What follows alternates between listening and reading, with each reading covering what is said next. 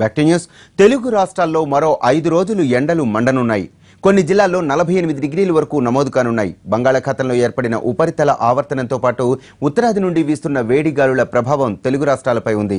ఇప్పటికే ఎప్పటికప్పుడు ఎండల తీవ్రతపై ప్రజలను అప్రమత్తం చేస్తున్నామంటున్న ఏపీ విపత్తు నిర్వహణ శాఖ కమిషనర్ శేషగిరిరావుతో మా ప్రతినిధి Balakrishna face to face. Telugu రాష్ట్రాల్లో ఎండలు మండిపోతున్నాయి. ఒక్కసారిగా పెరిగిన ఉష్ణోగ్రతలతో ప్రజలు తీవ్ర ఇబ్బందులు పడుతున్నారు. రోడ్డు మీదకి రావాలంటేనే చాలా భయపడుతున్న పరిస్థితి ఏర్పడింది. ఒక్కసారిగా వేడి గాలులు కూడా పెరగడంతో అసలు రాష్ట్ర వ్యాప్తంగా ఉన్న ప్రజలంతా తీవ్ర ఇబ్బందులు పెడుతున్నారు. దీనిపై మరింత సమాచారాన్ని మనతో పాటు commissioner, disaster management commissioner sir ఉన్నారు. సార్తో అడిగి తెలుసుకుందాం. సార్, ఒక్కసారిగా ఎండలు పెరగడానికి కారణం ఏంటి? వేడి గాలులు కూడా ఒకేసారి పెరిగాయి, ఏంటి గ్రంథం?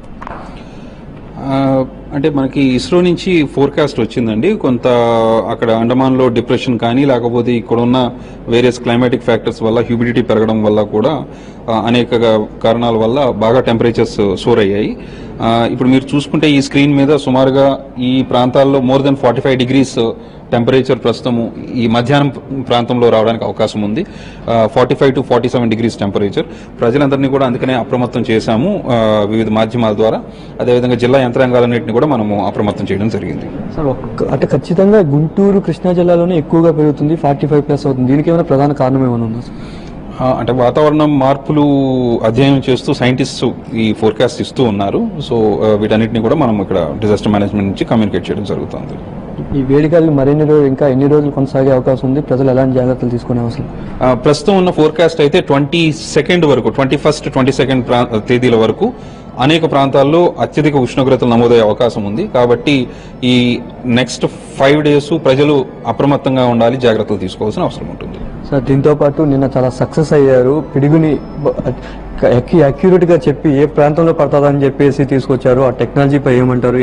ఎలా ప్రజలకు అందుబాటులో తీసుకురాబోతున్నారు రానున్న రోజుల్లో? అంటే ఇప్పుడు మీరు ఈ ఎర్త్ నెట్వర్క్స్ వారి సహాయంతో మేము ఏదైతే సెన్సార్ నెట్వర్క్ పెట్టామో దాన్ని బేస్ చేసుకుని ఈ మొత్తము క్లౌడ్ యాక్టివిటీ అంతా కూడా మనకి స్క్రీన్స్ మీద కనబడుతూ ఉంటుంది. ఈ ఎమర్జెన్సీ ఆపరేషన్ సెంటర్ ద్వారా 24 hours మనం ఈ క్లౌడ్ యాక్టివిటీని మానిటర్ చేయడం జరుగుతుంది. మీరు ఇక్కడ చూస్తే ఈ pink colour and yellow colour ఏవేవైతే వచ్చాయో, ఆ ఎల్లో కలర్ ప్లస్ అని ఇక్కడ ఉన్నది. ఈ ప్లస్ సింబల్ అంటే ఇక్కడ ఖచ్చితంగా యాక్టివిటీ ఎక్కువ ఉన్నట్టు, ఇది ఖచ్చితంగా గ్రౌండ్ ని కొంచెము తీవ్రతతో హిట్ అవుతుంది అని చెప్పి మనకి ఇన్ఫర్మేషన్ ఉందన్నమాట. సో ఈ ప్లస్ సింబల్స్ ఉన్న వాటన్నిటిని మేము ట్రాక్ చేయడం మొదలు పెడతాం. మైనస్ సింబల్ ఉంది అంటే అది కొంత యాక్టివిటీ తక్కువ ఉంది, బట్ ఇంటెన్సిటీ తక్కువ ఉంది, బట్ అది కూడా హిట్ అవ్వడానికి అవకాశం ఉంది. ఇది మాత్రం ఖచ్చితంగా హిట్ అవుతుంది అనమాట. అదేవిధంగా ఈ పింక్ కలర్ యాక్టివిటీ ఏదైతే ఉందో ఇది క్లౌడ్ టు క్లౌడ్ యాక్టివిటీ ఉంది. ఇది గ్రౌండ్ కి టచ్ అవ్వడానికి అవకాశం లేదు. ఇప్పుడు పింక్ కలర్ తో ఉన్నది. ఇది మనకి 24 hours కంటిన్యూస్ మానిటరింగ్ జరుగుతుంది. గాలుల మూవ్మెంట్ బట్టి, గాలుల విండ్ డైరెక్షన్స్ బట్టి మనము క్లౌడ్ మూవ్ అవుతూ ఉంటే మనకు లాటిట్యూడ్, లాంగిట్యూడ్, ప్రతి ఈ యాక్టివిటీకి సంబంధించిన లాటిట్యూడ్, లాంగిట్యూడ్ స్క్రీన్ మీద కనబడుతూ ఉంటుంది.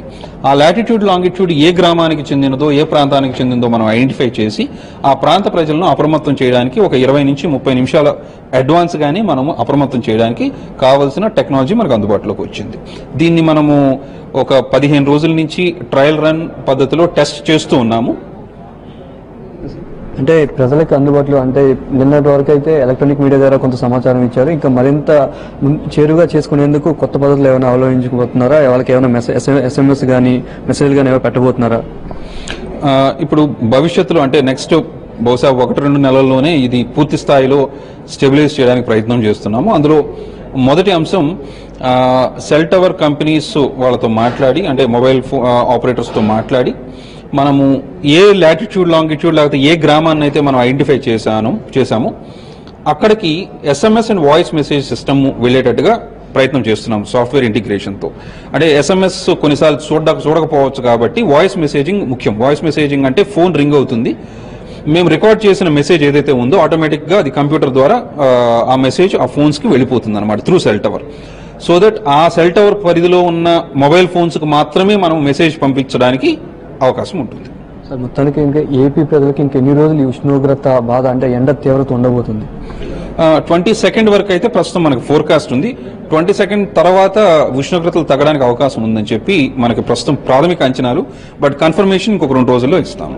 ఇది కమిషనర్ శేషగిరిరావు చెప్తున్న ప్రకారం అయితే మరొక 5 రోజుల వరకు ఉష్ణోగ్రతలు ఇలాగే ఉండబోతున్నాయి. తర్వాత కూడా వీలైనంత వరకు చల్లబడే అవకాశం ఉంది. దీంతో పాటు ఈ కొత్త టెక్నాలజీ ఏదైతే ఉందో పిడుగు పడితే ఆ స్పాట్ ఎక్కడ ఉందో కూడా ప్రజలకు అందుబాటులో చేర్చే విధంగా డైరెక్ట్ గా టెక్నాలజీతో పాటు అటు కైజలా యాప్ ద్వారా కూడా ఇలా ఎస్ఎంఎస్లు పంపించడం జరుగుతుంది. స్థానిక ఎంఆర్ఓతో పాటు వీఆర్ఓలకు కూడా ఎస్ఎంఎస్లు పంపిస్తున్నాం. మరికొన్ని రోజుల్లో సెల్ టవర్ ఆపరేటర్లతో కూడా మాట్లాడి ఆ చుట్టుపక్కల అంటే పిడుగు పడే ప్రాంతాలు ఏ ఏరియాలో ఉన్నాయో ఆ ఏరియా ప్రజలకు కూడా వాయిస్ కాల్ వెళ్లే విధంగా కూడా చేసే ఏర్పాట్లు చేస్తున్నామని చెప్పి కమిషనర్ చెప్తున్నారు. కెమెరామెన్ శ్రీనివాస్తో బాలకృష్ణ, ఎన్టీవీ, విజయవాడ.